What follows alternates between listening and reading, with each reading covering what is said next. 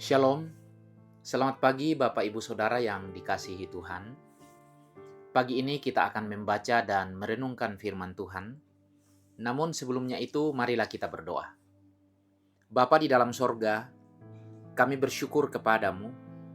Tuhan begitu sempurna dalam kasih dan kemurahan bagi kami. Kami bersyukur pagi ini kami boleh bangun, menikmati hari yang baru, hari pemberian Tuhan.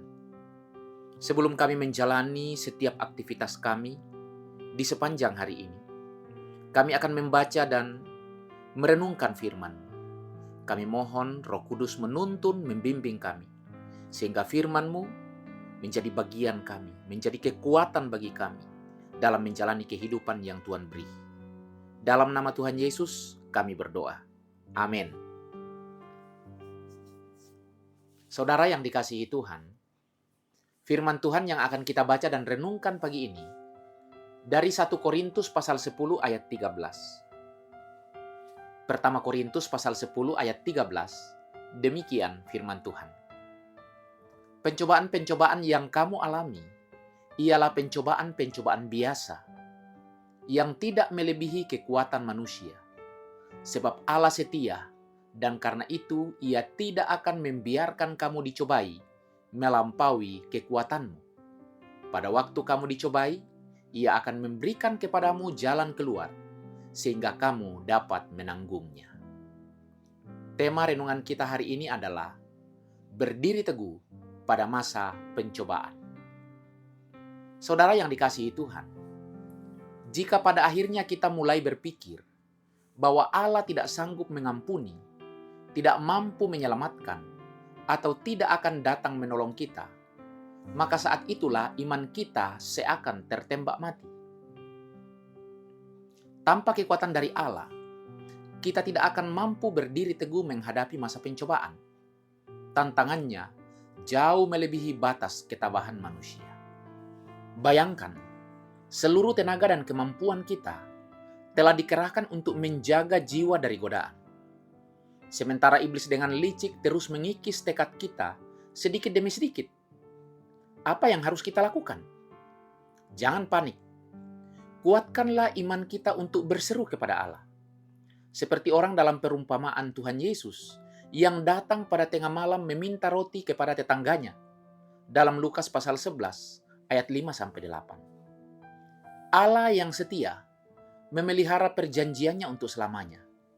Pasti akan menyediakan kekuatan yang kita perlukan. Namun bila iman kita runtuh, dan jiwa ini tidak lagi mengirimkan seruan kepada Allah untuk meminta pertolongannya, maka pertempuran itu telah berakhir, dan iblis akan segera menembus pertahanan kita. Saudara yang dikasihi Tuhan, ketika kita diuji, jangan menyerah dan jangan berputus asa. Iman adalah anugerah yang tidak mengenal kata menyerah. Selama jiwa kita tidak menyangkal kuasa Allah, iman akan tetap berjalan, sekalipun tertati-tati menuju tahta kasih karunia-Nya. Keraguan bisa membuat iman menjadi lemah.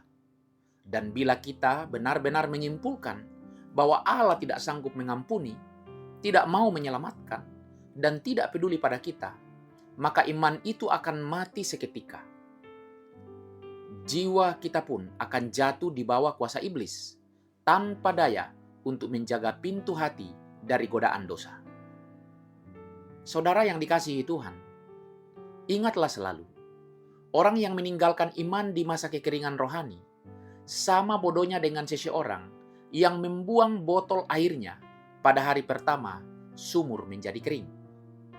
Sebab dari semula, sudah menjadi kehendak Bapa agar kita menaruh percaya hanya kepadanya. Allah menuntut untuk dikenal sebagai yang Maha Kuasa. Ia menegaskan agar kita menaruh seluruh keyakinan kita hanya kepadanya. Berbahagialah anak yang melakukan apa yang diperintahkan oleh bapaknya. Manusia mungkin bisa disebut bijak, penyayang, atau kuat. Tetapi hanya Allah yang maha bijak, maha penyayang, maha kuat, dan perkasa. Amin. Mari kita berdoa. Bapa di dalam sorga, Kami bersyukur atas firman. Kuatkanlah kami, teguhkanlah kami pada masa pencobaan. Jangan tinggalkan kami. Biarlah kami diberi kemenangan dengan pertolongan dari Tuhan. Sertailah kami sepanjang hari ini. Dengar kami yang datang berdoa kepadamu dalam nama Tuhan Yesus. Amin. Saudara yang dikasihi Tuhan, selamat beraktivitas, selamat berkarya. Tuhan memberkati kita sekalian.